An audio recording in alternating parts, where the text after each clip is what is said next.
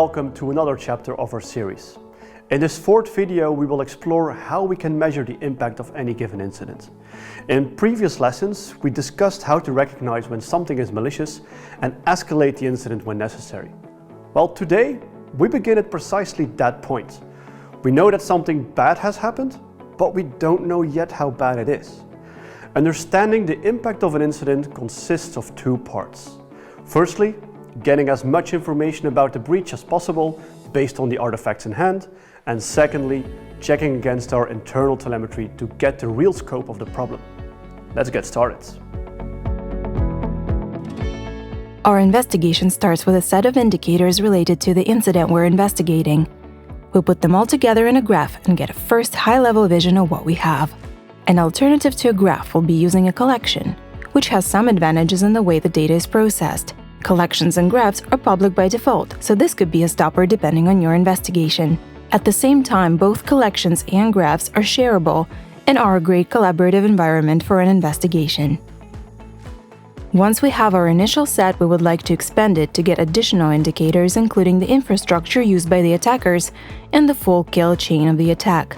This will help us understand how the attack started and how it continues from what we know. This knowledge helps us to continue the investigation in our premises.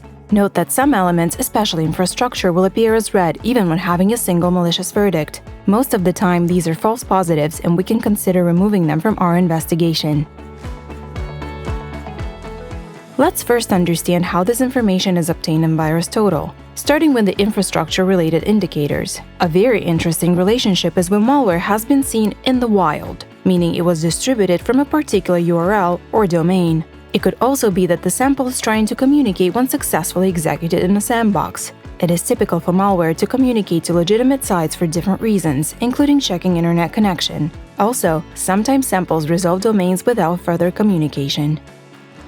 Another reason for malware to communicate with legit domains could be abusing compromised sites or usage of legit infrastructure for malware distribution. Back to our investigations, and besides infrastructure, we want to rebuild the kill chain of the attack as far as possible in both directions. In our graph, this means expanding both parents and children, starting by the ones in red, meaning that they're marked as suspicious by AVs.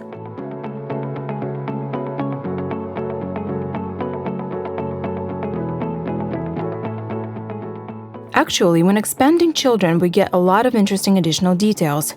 Children are files being created by the analyzed malware. For a moment, we will ignore the similar samples. Besides that, we find a collection which could add additional context. Parents tell us about samples that include or create the malware we're analyzing. Like children, these relations are created based on sandbox detonation. All parents look similar. We can group them, open a VTI tab with all the files, and see commonalities. In this case, it seems clear all samples are a part of the same campaign impersonating Adobe Download Manager. In this case, the parent is another malware sample, which helps us understand the kill chain.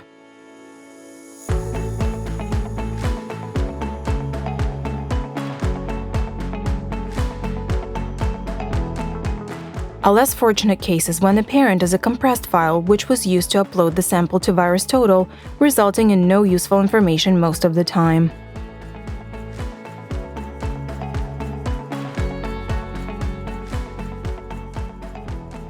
There's another relation based on PCAP traffic. In this case, samples themselves are built from the traffic generated by original sample when detonating in the sandbox. In this case, the sample sends some details about the location of the victim. However, the reconstructed file is not malicious by itself.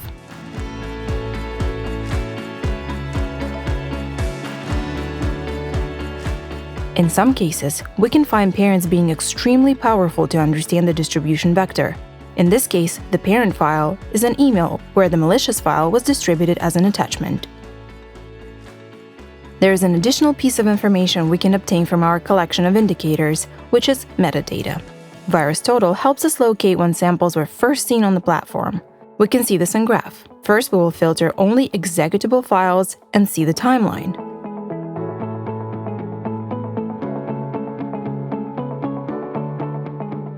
We can also open a VTI tab and check commonalities, and save all our investigation in a collection for the future reference and sharing.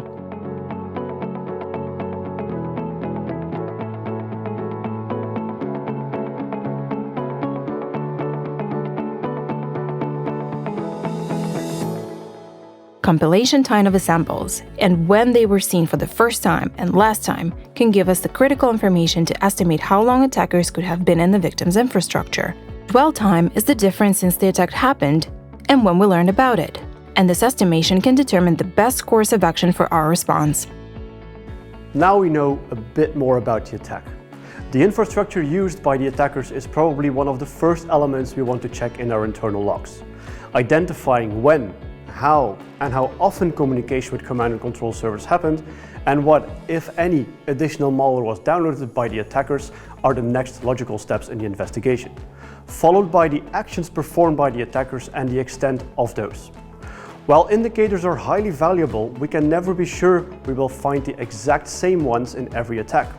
After all, it is easy for attackers to tweak their toolset and create fresh samples for each attack. Let's discover what else can be used to understand the impact of an attack. How deep do we go in the investigation? Should we continue expanding every node? That depends on the investigation's goals. Sometimes it seems one can keep pivoting forever. A general recommendation would be to stop once having an understanding of the kill chain.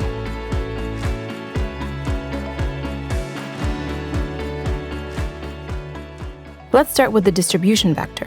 Sometimes it is not so evident, for instance when having multiple, not descriptive parents. Multiple parents are typical for some very spread, noisy campaigns and for families belonging to diverse actors' toolsets. Sometimes we simply have no information on the distribution. However, we get some details as the sample belongs to two similar collections. Let's continue the investigation focusing on the children. These could be anything and not necessarily malicious. It could be decoys, legitimate samples used by the malware anyhow, or totally unrelated.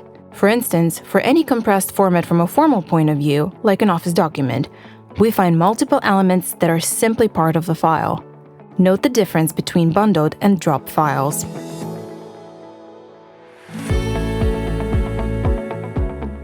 That's why we want to focus on execution children. Attacks usually consist of multiple components or stagers that serve attackers in different ways. The number of stages varies, but the first stager is usually a dropper, meaning it is designed to simply install a second malware sample in the victim. The reasons for using stagers are multiple, but can be summarized on attackers using hyper-specialized tools as light as possible for every stage of the attack.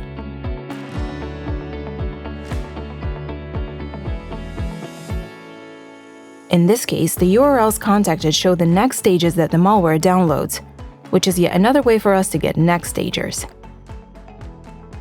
Once we have reconstructed the kill chain, we want to know the role of every stage.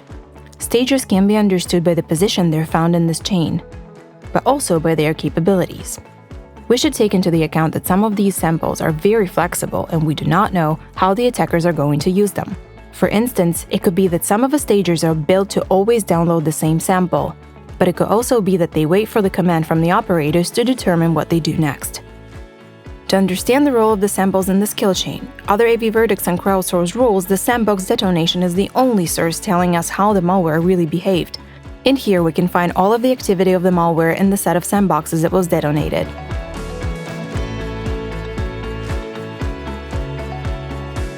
This also includes TTPs. TTPs provide a high-level description of the malware capabilities, and they're based on a standard from Mitra to map what are the different tactics that malware employs in different stages of the kill chain. In this case, it provides details on the invasion techniques. With all this information, we have many weapons to extend any forensic analysis on a suspected victim. We have a big picture of the kill chain with several IOCs, and on the malware capabilities for different stages and TTPs. Let's not forget crowdsourced rules. The problem with indicators is that they can be easily changed by attackers. TTPs are not so easily changed, although they can be too generic. Crowdsourced rules are especially useful to hunt for additional samples and to check for traces in a potential victim's environment.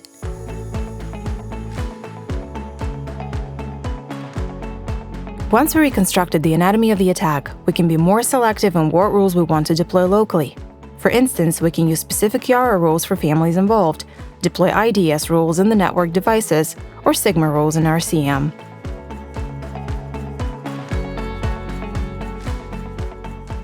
In this case, One of the Yara rules seems a good candidate to deploy in a victim's environment and check if attackers deployed additional samples. However, we see it matches a huge number of files in VirusTotal, which makes it a bad candidate for additional sample hunting on this particular campaign. Too generic. If we're interested in Yara rules for any particular malware family, we can search for some and crowdsource Yara Hub. Yara rules might be for the detection or for hunting, so there is always risk of getting false positives. You can also create your own rules or get them from different sources.